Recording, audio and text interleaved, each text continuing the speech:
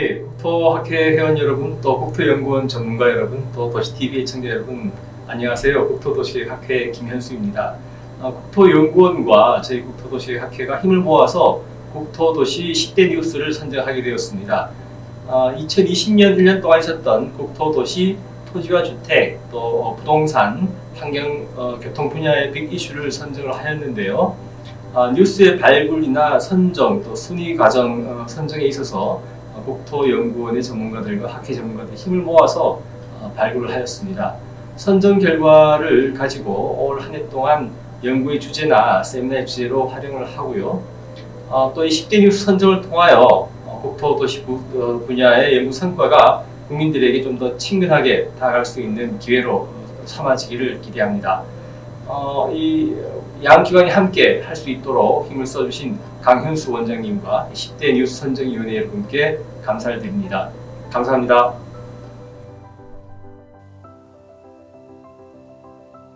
안녕하십니까? 국토연구원 원장 강현수입니다. 2020년을 회고하면 역시 코로나, 수도권 인구 집중, 그리고 부동산 상승 이런 것들이 있겠습니다. 그리고 이러한 것들은 다 서로 상호 연관이 돼 있는 일이라고 생각을 합니다. 이제 2021년 새해가 밝았습니다. 2021년도 2020년에 저희들의 그 과제를 푸는 한 해가 될 것 같습니다. 2020년에 큰 뉴스였던 코로나, 인구 감소, 부동산 가격 상승, 이 키워드가 2021년에도 계속 유지될 것 같습니다. 무엇보다도 코로나19를 이제 극복을 해야 될 것이고 한국판 뉴딜이 성공해야 됩니다. 그리고 이제는 인구 감소 시대에 대비해야 됩니다. 동시에 국토 균형 발전을 위한 노력이 필요합니다. 부동산 가격을 안정시키고 주거 복지를 향상해야 될 과제들을 가지고 있습니다. 대한국토도시계획학회와 국토연구원이 힘을 합쳐서 이러한 2021년의 과제들을 하나하나 풀게 되기를 희망하고 기대합니다. 감사합니다. 새해 복 많이 받으십시오.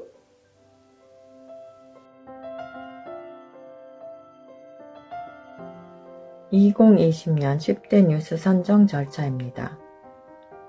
10대 뉴스 선정 목적은 첫째, 한 해 국토도시계획 분야 주요 정책, 현상 및 이슈 조망.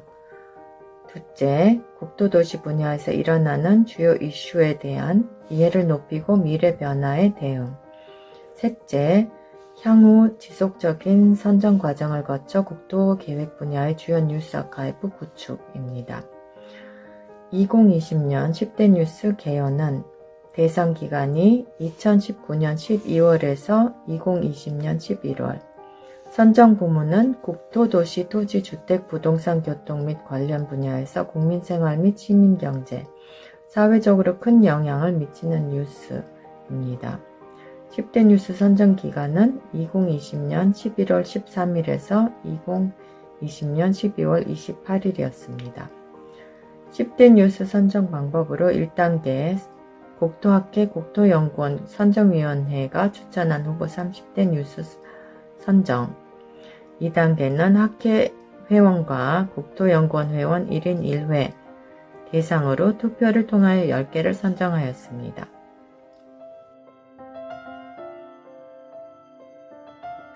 디지털 뉴딜과 그린 뉴딜로 이루어진 한국판 뉴딜이 2020년 국토 분야 10대 뉴스 최상위에 오른 이유는 많은 내용이 국토 지역 도시를 계획하고 관리하는 일과 직결되어 있기 때문이라고 생각합니다.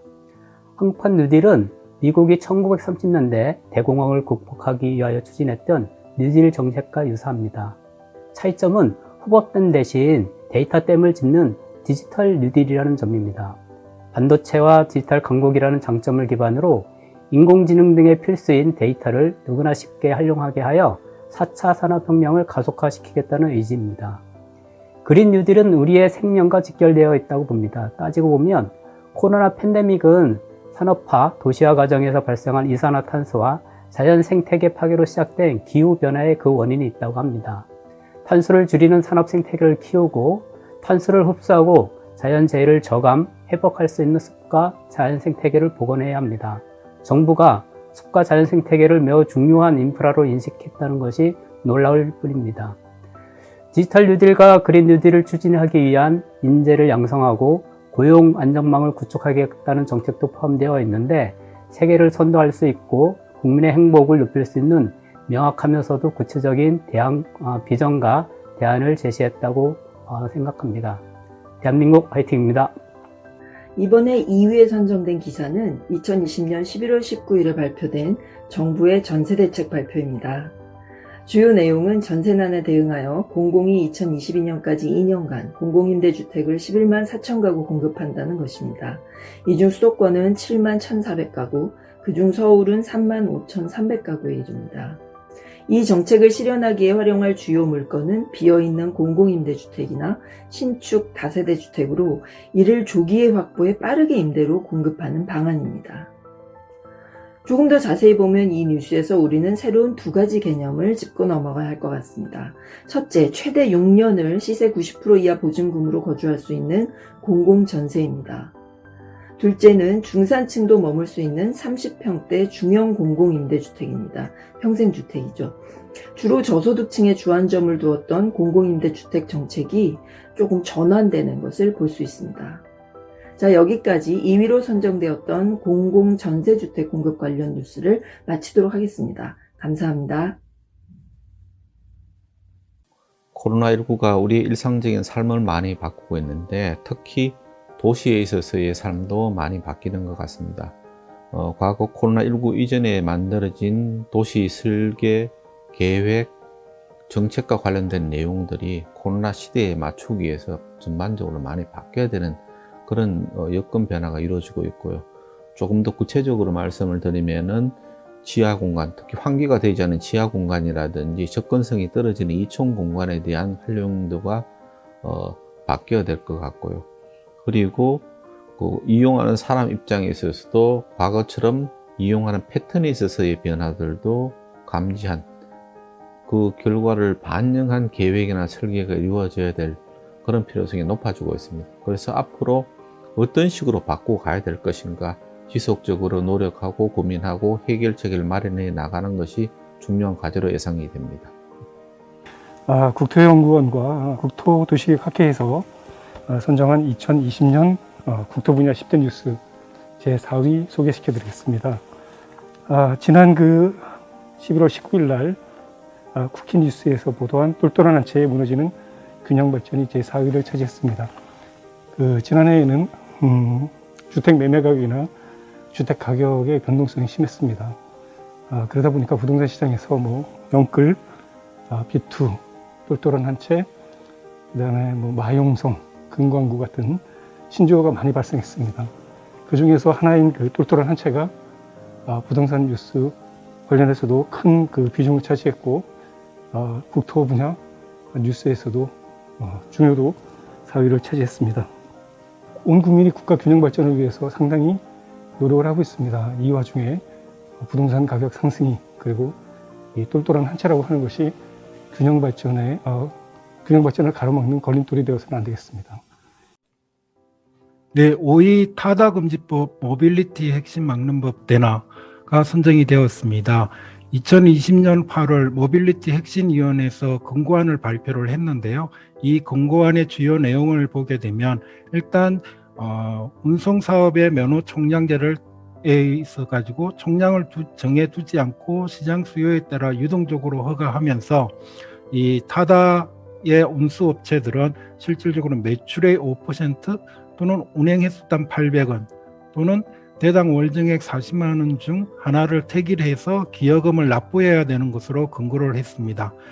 그리고 특히 300대 미만의 운송업체들은 기여금에 대해서 일부 면제 또는 전액 면제의 혜택을 받고 있는데 실질적으로 국토교통부의 입장은 여객 자동차 운수사업법 개정안 즉 이 법을 개정을 통해서 실질적으로 타다와 같은 운송업체들이 더욱더 많아지고 다양해진다라고 기대를 하고 있습니다.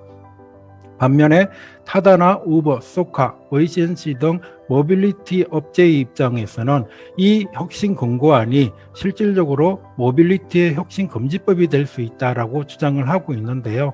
이것은 실질적으로 얘기하고 있는 기여금 납부 방식에서의 문제가 되겠습니다. 즉, 이 기여금의 권고안 대로 이루어지게 된다면 최소한 1000대 또는 1500대 이상의 그런 규모를 가지고 운행을 해야만이 사업 타당성 확보가 가능해진다라고 주장을 하면서 실질적으로 이 권고안 기여금은 실제로 타다 금지법의 그런 혁신을 막는 법이 될 것이라고 주장을 하고 있습니다. 우리는 이 모빌리티 혁신 위원회에서의 권고안 대로 개정이 이루어지게 되고, 그렇게 하게 되면 실제 국토교통부의 입장 또는 모빌리티 입장, 두 입장 중에서 어느 것이 맞는지 살펴볼 필요가 있다라고 생각이 듭니다. 이번 환경에너지위원회에서는 그 2020년 10대 뉴스 중에 하나로 수소법 통과에 관련된 그 기사를 선정을 했고요. 해당 기사는 수소법 통과 지자체별 수소 인프라 구축 주도권 경쟁 치열이라는 타이틀의 기사고요. 이 법률의 그 이름은 수소 경제 육성 및 수소 안전 관리법으로 대부분 이제 수소 경제 이행 추진 체계나 수소 전문 기업 육성, 수소 충전소 설치에 관련된 그 법률들을 다루고 있습니다. 이거는 이제 2021년 2월 5일부터 이제 시행이 되고요. 또 2021년에는 국토부에서 수소도시 건설 및 운영에 관한 법률도 이제 준비를 하고 있어요. 그래서 이런 수소와 관련된 그 법률의 이제 일련의 변화들, 이런 것들이 향후에 어떤 새로운 시장을 만들 수 있을 거라고 생각을 하고요. 또 도시 계획 측면에서는 아직까지는 이제 모빌리티하고 주거 에너지 공급 쪽에 이제 초점이 맞춰져 있는데, 향후 이제 이러한 변화에 좀 발빠르게 대응을 하게 된다면 도시 계획 쪽에서도 좀 새로운 시장들을 창출하고 또 기회를 사회에 공헌할 수 있는 기회가 있지 않을까라는 생각에서 해당 뉴스를 선정하게 됐습니다. 작년에 국토연구원하고 국토도시계획학회가 국토 분야 10대 뉴스를 선정을 했는데, 그 중에 7위가 수도권 인구가 사상 처음으로 전체 인구의 50%를 돌파했다는 그런 기사가 선정이 됐습니다. 이 기사가 가지는 의미는 상당히 크다고 생각을 합니다. 2019년 12월 현재 주민등록 인구의 50% 이상이 수도권에 거주하는 걸로 조사가 됐고요. 이는 1970년에 28%였던 것이 50년 만에 50%를 돌파를 했습니다. 수도권의 전체 면적은 전국의 한 12%밖에 안 되는데 인구가 50%다 보니까 상당히 과밀한 문제점으로 지적이 되고 있고요. 인구 50% 돌파는 상당히 상징적인 의미가 있는 것 같습니다. 그동안 정부가 5차례에 걸친 국토종합계획도 수립했고, 또한 수도권의 인구 억제를 위해서 수도권 정비계획도 수립을 하는 등 다양한 정책들을 추진해 왔음에도 불구하고 50%를 넘겼다라고 하는 것은 정부 정책의 실효성이 다하지 않았다라는 또 생각도 할 수 있는 그런 상황인 것 같습니다. 그동안 정부는 국토균형 발전을 위해서 수도권 정비계획을 4차례나 수립을 했고, 또한 수도권 내의 공공기관을 지방으로 이전하기 위한 혁신도시 개발이라든지 세종시 행복도시 개발, 그 다음에 산업단지를 지방에 우선 공급하는 다양한 정책을 추진해 왔음에도 불구하고 그런 정책들이 제대로 먹히지 않은 결과가 나타난 게 아닌가라는 우려들을 많이 하고 있습니다. 또한 정부는 최근 이제 인구 50% 돌파를 계기로 지방의 균형 발전을 위한 다양한 정책들을 수립을 하고 있습니다만, 아직은 구체적인 정책이 제시되지 못하고 있는 것도 상당히 어려운 문제 중에 하나라고 생각을 합니다. 그래서 앞으로 수도권의 인구 억제 정책과 함께 균형 발전 정책은 좀 더 장기적인 관점에서 접근할 필요가 있겠다. 그래서 균형 발전의 개념을 다시 한번 좀 재정립을 하고, 지방 분권과 함께 균형 발전, 특화 발전 등에 대한 논의를 좀 새롭게 추진을 할 필요가 있겠다. 이를 바탕으로 정책을 좀 장기적으로 추진하는 그런 변화가 필요한 시기가 아닌가라는 생각을 해봤습니다. 파리뉴스는 공공지개발과 유유지개발을 통해 서울 주택 공급을 늘리겠다는 소식입니다. 이번 정부 들어서 20여 차례 이상 주택 가격 안정 대책들이 발표되었습니다만 큰 효과를 거두지 못하고 가격이 많이 올랐죠. 수요 억제나 규제 일변도 정책이고 주택 공급 대책이 빠져 있다라는 비판이 많았었는데요. 이번 소식은 그런 정부의 정책 전환을 좀 보여주는 내용이라고 할 수 있겠습니다. 공공재개발의 경우에는 LH공사, SH공사 등의 어떤 그 공공 참여를 통해서 민간 재개발 사업의 사업 추진 불확실성을 제고하고 사업성은 개선하면서 주택 공급 총량을 늘리고 또 공공 임대주택을 확보하겠다는 전략이고, 또 용산 정비창 유휴부지 등을 활용을 해서 주택 공급을 늘리고 중공업 지역 또 역세권의 용적률 완화 등을 통해서 민간 주택 사업의 어떤 활성화 촉진과 주택 공급을 늘리겠다는 전략이 되겠습니다. 하지만 재개발 사업 같은 경우에 토지등 소유자 민간 입장에서는 부담금은 줄이고 싶고 기대 수익률은 높이고 싶죠. 또 추진 과정에서 요건 충족 여부에 따라서 현금 청산해야 되는 이슈들이 있고요. 이런 와중에 얼마나 동의율을 높여서 사업이 활성화될 수 있을지 좀 지켜봐야 될 것 같고요. 특히 이런 규제 완화 와중에 예상치 못한 어떤 그 가격 상승이라든가 또 개발이 나타나는 경우에 사실 많은 또 비판들이 있을 수가 있겠고요. 그래서 이런 이슈들에 대한 좀 보완책들도 필요해 보이고요. 그래서 정부의 어떤 그 목표 취지처럼 속도감 있는 사업 추진과 주택 공급 확충이 가능할지는 앞으로 좀 더 지켜봐야 될 것 같습니다. 네, 9.15는 제5차 국토종합계획 첫 실천계획이 확정되었습니다. 2025년까지 총 138개의 과제를 선정하였는데요. 국토교통부는 2019년 12월 확정한 제5차 국토종합계획의 구체적인 추진계획이 담겨있는 첫 번째 실천계획인 2021년부터 2025년까지의 실천계획을 확정하였습니다.